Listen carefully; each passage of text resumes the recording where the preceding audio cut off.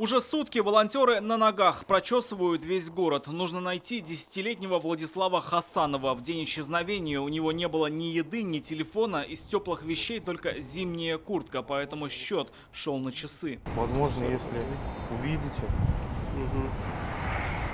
звоните в полицию, хорошо? В руках добровольца фотография мальчика. Ее показывают возможным очевидцам и оклеивают двери подъездов, магазинов. Все, чтобы поиски шли быстрее. Возможно, он где-то заходил, там, не знаю, за едой. Также мы заходим, опрашиваем, ориентировки расклеиваем.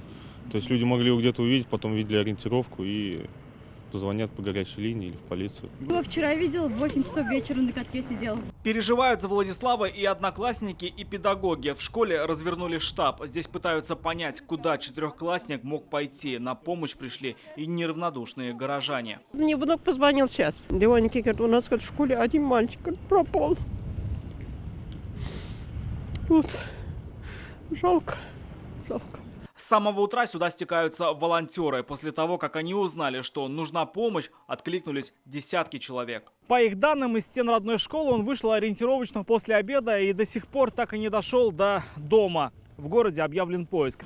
Поиски будут продолжаться до тех пор, пока ребенок не будет найден. Любой желающий может подъехать к штабу, подойти к школе. Определились 7 пеших маршрутов и 2 автомобильных. Сутки они обрабатывали ближайший к месту пропажи периметр. Искали недалеко от дома, где мальчик живет с бабушкой. Сегодня здесь работали следователи. В настоящий момент по данному факту Следственным органом Следственного комитета Российской Федерации по Республике Татарстан возбуждено уголовное дело по статье убийства.